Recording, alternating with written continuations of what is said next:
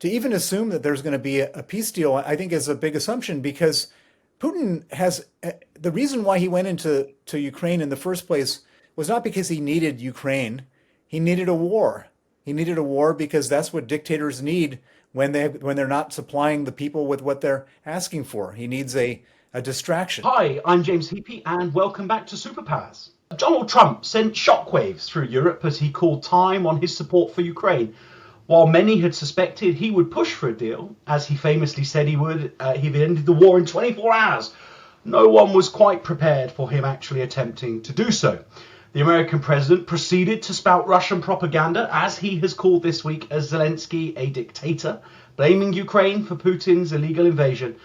So, what do Trump's plans mean for European security? And indeed, is this the start of a whole new world order? Well, today I am joined by Sir Bill Browder, who needs no introduction as we attempt to work this out. Bill, I have been watching your Twitter with a sense of sympathy because clearly this affronts you greatly, but also with increasing curiosity because I think you understand the situation more than most. Your contacts in Russia, your friends, will be despairing now as much as we are. Bill, give me your take on what is going on, what this means.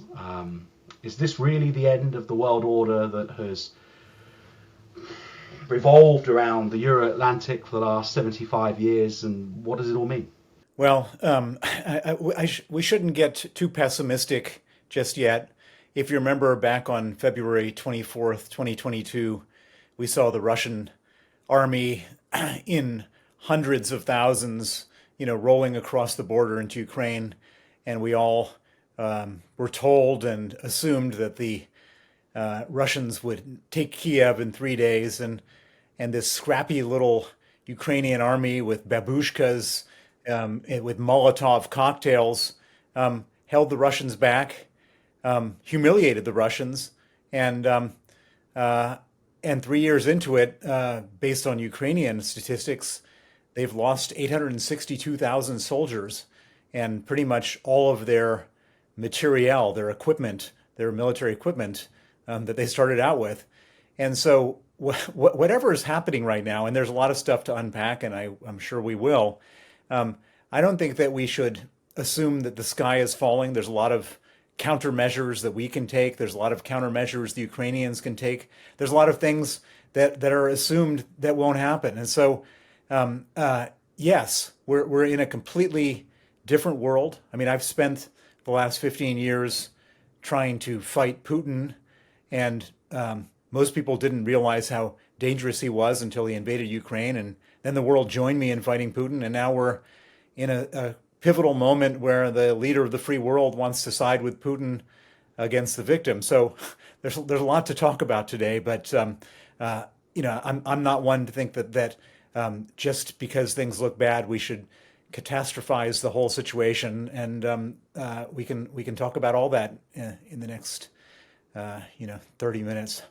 It is a welcome note of balance, I suspect, and I must admit I have been guilty of despairing a bit. I've sort of invested so much of my ministerial career in genuinely believing that this was as much as it was needed for as long as it takes for this to all end on Zelensky's terms, and I am very fearful that we won't achieve that objective now. But let's go through the sort of key actors in turn, and I'm keen to get your take on each. And let's start with Putin. Is this the moment that Putin was holding out for? Was he always expecting that this war would end through a deal that he did with a returned President Trump? Or has this kind of fallen into his lap in an unexpected way? What's your sort of reading on his view in all of this? Well, Putin certainly played a role in the re-election of Donald Trump. There was a Justice Department indictment of a Tennessee company that was taking money from Russian state media and then doling it out to podcasters to run the Russian party line, and that was the one out of 100 things that was caught So for every one of those, there's 99 more that carried on that we don't know about. So Putin played a role in getting Trump elected. Trump got elected not in a landslide. He has a landslide in terms of electoral votes, but he didn't get elected in a landslide. Just slightly more than half the people who voted for him. And I should also point out that only half the people in the United States voted. So about 24% or something like that actually actively supported Donald Trump. But that was what was needed. So Putin got his guy in, and this was effectively Putin's Hail Mary. He has been taking losses like it's like unbelievable. And just to put it in perspective, the Soviets over a 10-year period when they invaded Afghanistan lost 15,000 soldiers. And over a 3-year period in Ukraine, the Russians have lost 862,000 soldiers. And how is that possible that they could have incur such losses? And the answer is that Putin has no constituency. Nobody.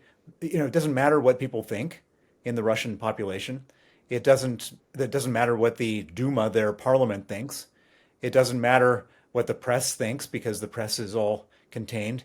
There are no courts. There's no nothing. So Putin can do whatever he wants, and he can expose his country to losses that are unimaginable in any democracy. And he's been doing this on the assumption that things will break in his favor. And he didn't know exactly how they're going to break, but they always do if because he can literally experience 100 times the pain that we're experiencing. But in a democracy, that 1% of his pain is enough to change directions. And so this was his Hail Mary. And I should point out that we don't know what's going to happen. So, we're in a situation right now. I just read a readout from Marco Rubio this morning, the U.S. Secretary of State, who's saying he doesn't know whether the Russians want to stop the war. So Putin has already achieved something already before we even start, which is sort of getting the U.S. on side in this strange war of words where Trump is praising Putin and attacking Zelensky. But to even assume that there's going to be a peace deal, I think is a big assumption because Putin has the reason why he went into Ukraine in the first place was not because he needed Ukraine. He needed a war.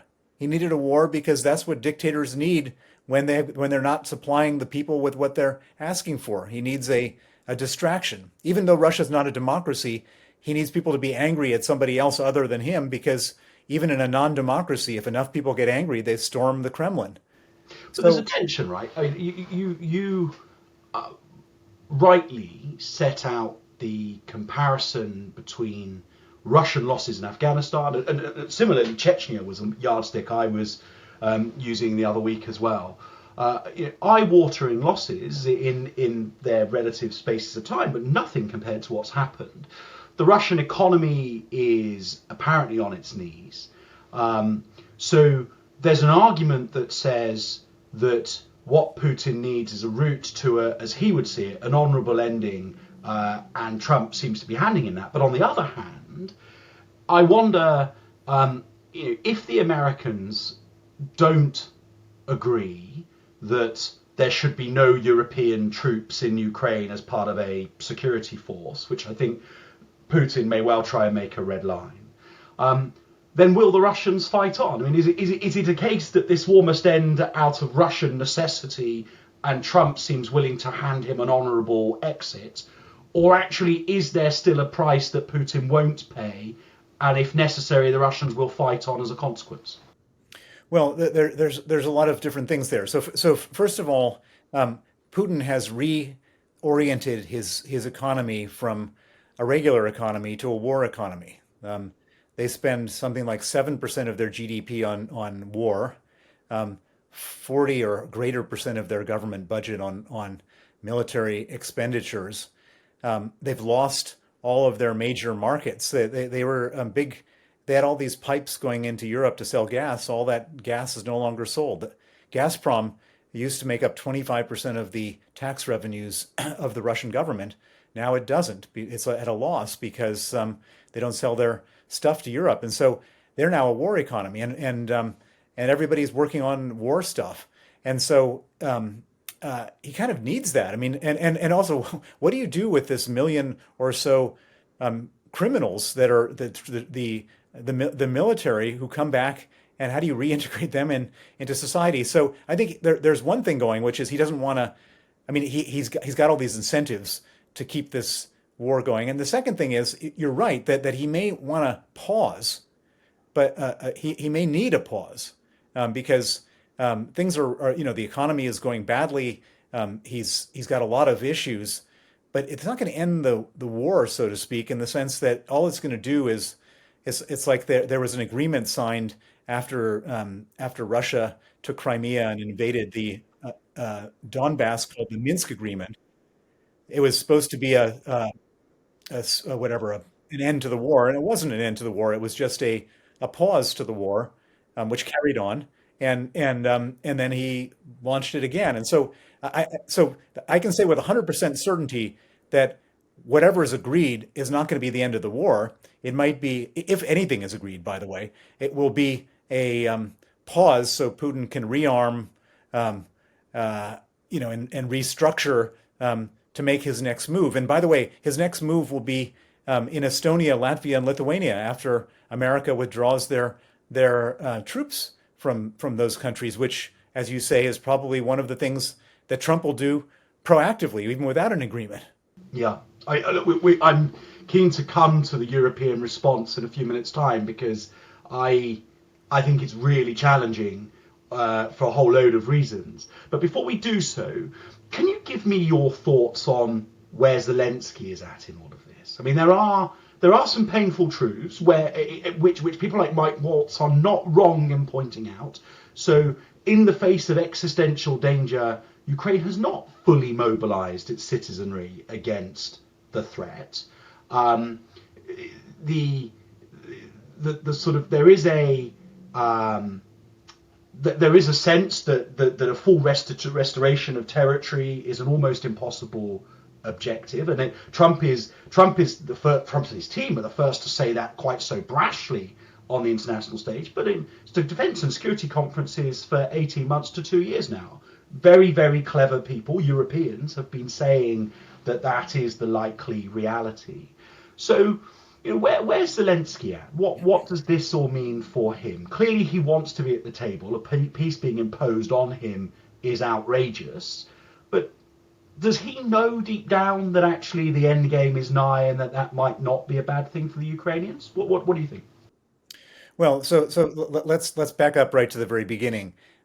When the war began, when the invasion happened, the Americans offered Zelensky a helicopter out of Kiev. And Zelensky said, "I'm not leaving. I'm fighting." And I don't think anyone can forget that image of him, the selfie he took, or the little selfie video he took, standing on the streets of Kiev, defying Russia.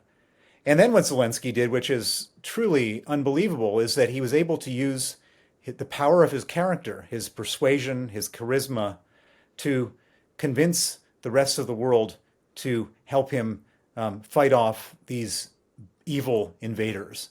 And he made the most beautiful, powerful Churchillian speeches in front of parliaments and bodies of important people all over the world, and was able to rally the world to help him defend himself. And he couldn't obviously have defended himself unless he had Western military weaponry, and he got it. And they defend themselves.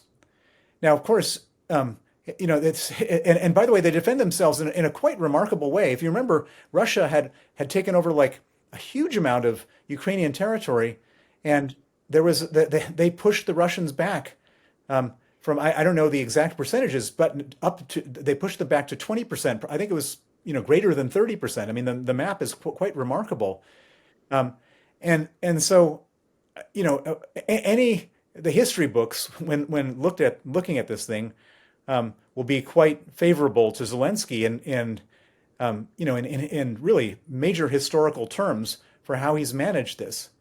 The joke is that Russia used to have the second most powerful army in the world, and now they have the second most powerful army in Ukraine.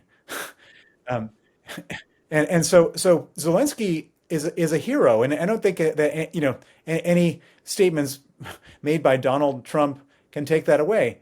Of course, Zelensky is operating in a democracy. He has to keep, he has to look at the public opinion in a way that Putin can't, and so he's balancing out all the different all the different factors to try to keep this war effort alive, to try to convince the people who are donating money to him to continue donating money, and he's done an unbelievable and remarkable job. And so I take huge offense to any of these attacks on Zelensky. He's a hero by any measure.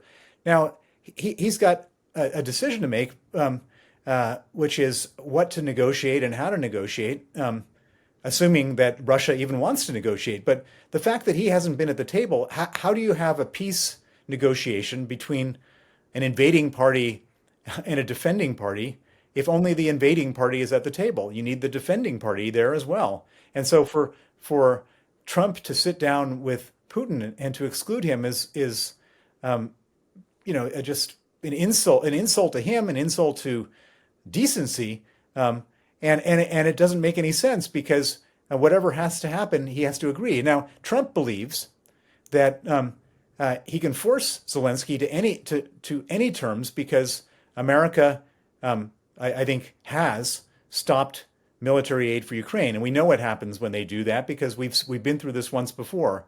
In January last year, Trump instructed Mike Johnson, the Speaker of the House of Representatives, to delay a vote on weapons for Ukraine.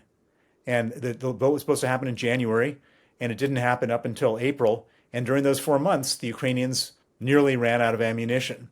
And so the Ukrainians know what that means. And so he has huge leverage in forcing some terms on Ukraine and on Zelensky if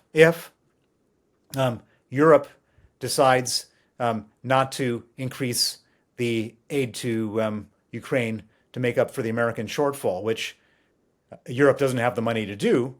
Well, But let's come on to that, Bill, because do they? I mean, the fact is that within Europe are four of the G7 economies. The EU is the largest single trading bloc on earth. There is the wealth within Europe to do this ourselves. And I heard some really good commentary, I think, from the BBC's Katya Adler the other day, where she was just saying that in many, many ways, for Germany, as the largest economy, but still with a big psychological hang-up around German military activism around the continent, it would be politically easier to massively ramp up the German financial support to Ukraine and help them to continue the fight than for Germany to itself participate in some sort of peacekeeping force in Ukraine thereafter. So, I mean, I agree with you that the US has had the defense industrial base and the existing stockpiles for the last 3 years that have allowed them to be more agile in their ability to donate to Ukraine. And Europe, even as someone who was partly responsible for these decisions, has not probably done as much as it could and should have done, albeit counter to what Trump thinks. Europe, has spent more pounds and euros in Ukraine than the US has spent dollars.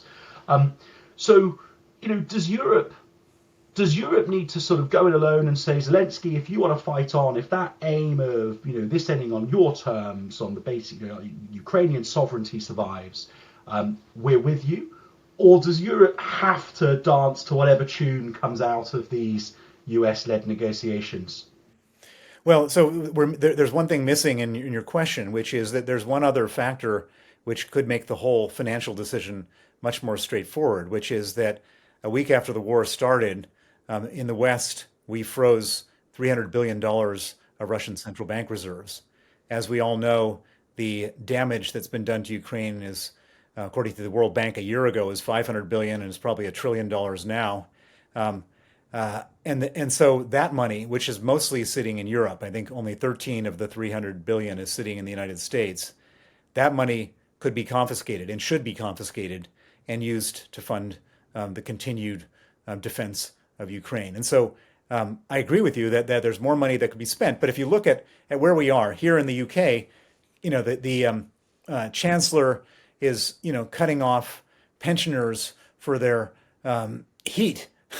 in the winter. Um, and the budget is strained as it could ever be. In Germany, they had to call an election um, because the budget was so strained. And so it's kind of hard to imagine, in the short term, anyways, um, that European countries are going to add 2 or 3% onto the tax bill of every citizen in order to do this, because that would cause governments to fall and all sorts of other terrible things. But the Russian central bank reserves could easily be taken, should be taken, and that gives a 3 or 4 year runway to Ukraine to fight back and to find a moment and a time and a point of leverage when they can negotiate a deal that's acceptable to them. And I think that that's what has to be done and should be done. But however, there's one big thing. So Trump has two pieces of leverage. The leverage with the Ukrainians is cutting off military aid, and they understand that profoundly.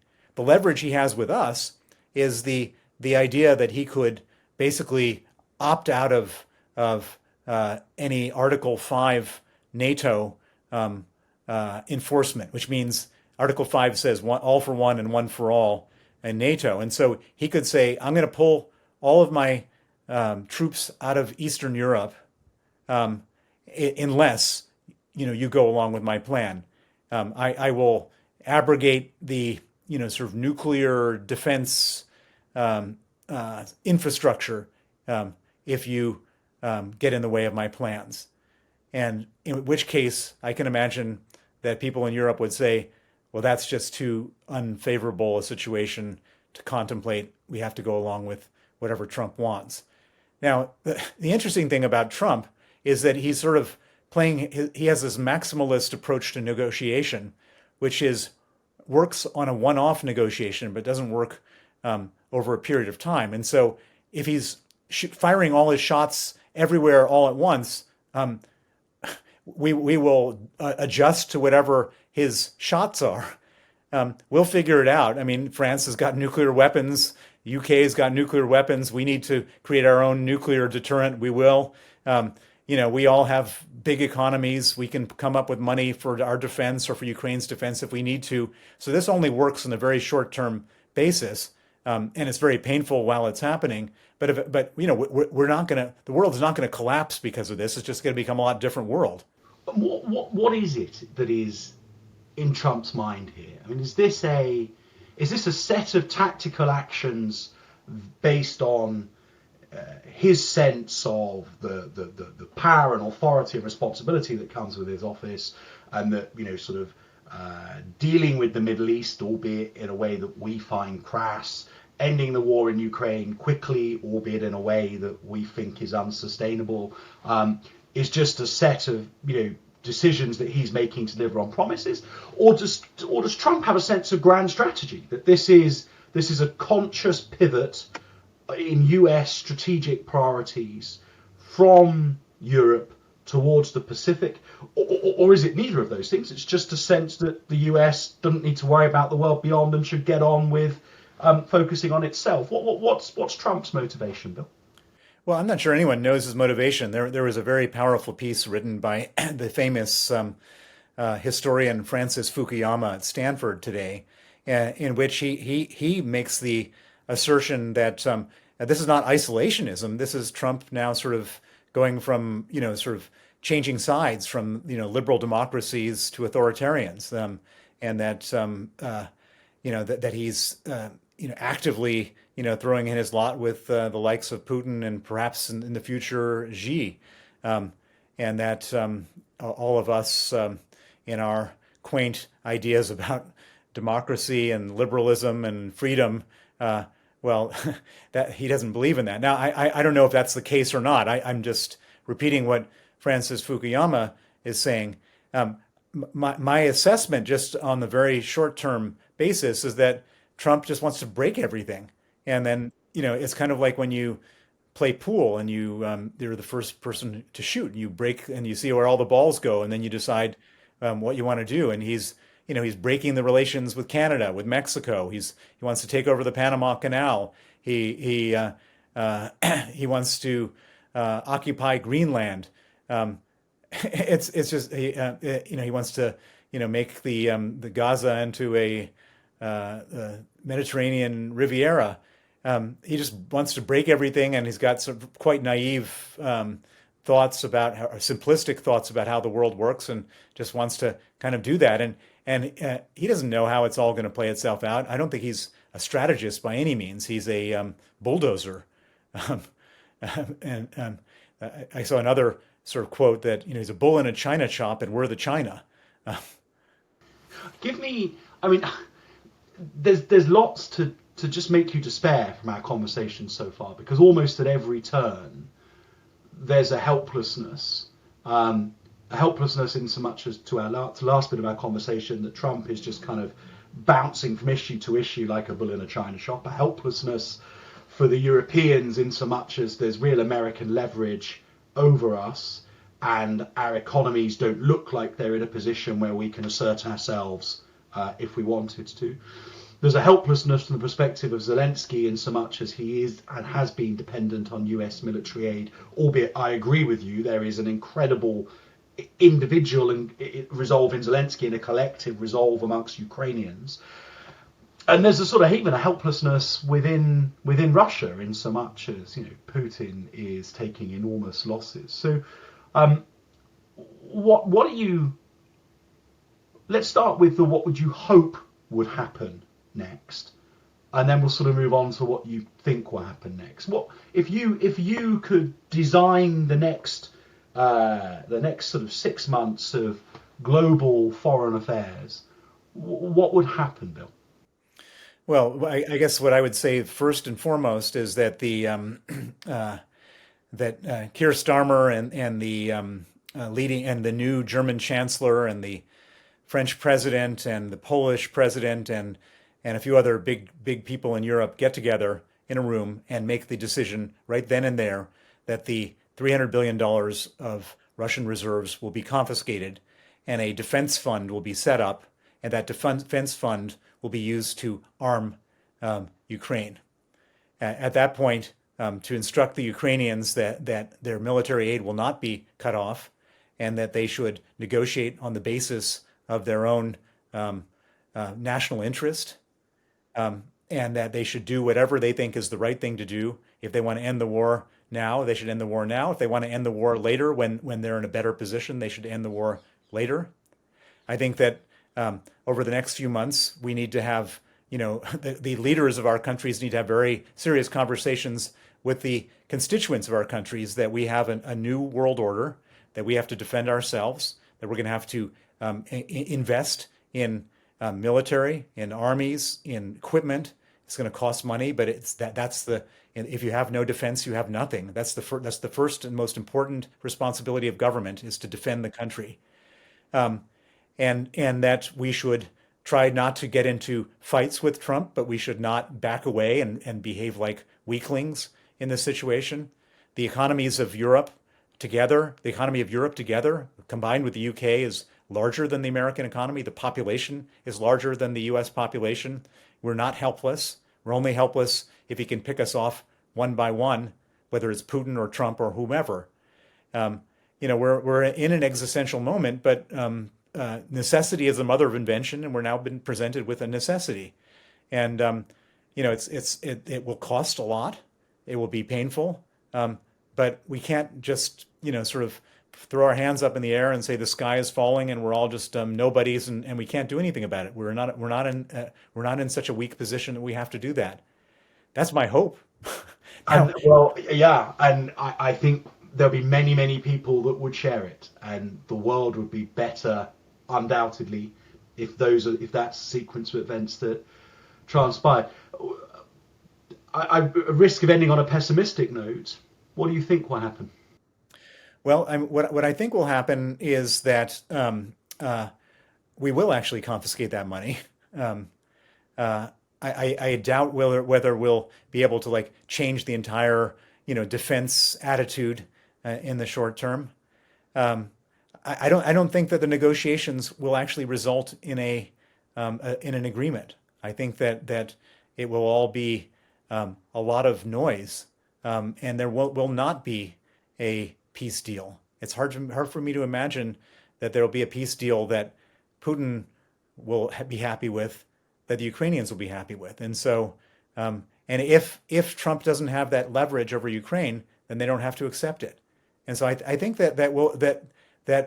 and then Trump can blame Ukraine for not doing it, and then he can say to the American people that, well, I couldn't get that one done because that dictator Zelensky, wouldn't agree, but we're not funding them anymore. No more American money in Ukraine, and that can be his way of washing his hands of the whole thing. I would be surprised. I think there's a less than 50% chance that this resolves itself in the way that Trump has promised the American people that it would. The problem, Bill, is if that is the sequence of events, and I can see that happening, and the US pulls up the drawbridge and said, well, look, I tried, but at least now the US is disengaged from this war. As far as we're concerned, it's over. Leave it to the Russians, the Ukrainians, the Europeans.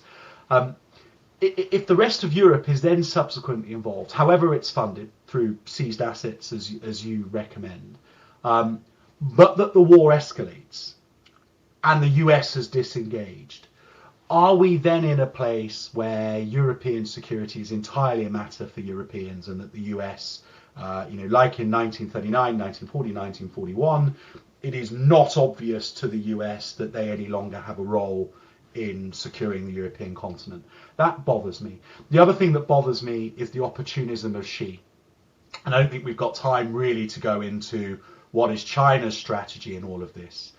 But I've never ever believed that there is a US confrontation with China that doesn't involve an off-axis challenge to the US from Russia at the insistence of China. And so I just really worry that if the US were to disengage, not only is that a really bad thing for Europe, but it actually ignores the reality of how a confrontation with China would ultimately play out. Well, I think you're exactly right. It's not in anyone's interest for the U.S. to disengage, which is why they've been engaged at a great cost to the U.S. For 80 years. It makes sense. Everything you've said makes sense. It doesn't matter whether it makes sense or not. So I would predict that that the U.S. disengages from Europe. But I would also not be so pessimistic about what that means for our security. If Russia couldn't succeed against Ukraine, how is Russia going to succeed against Ukraine, Poland, the United Kingdom, France, Germany, and everybody else who's left in the coalition of the willing?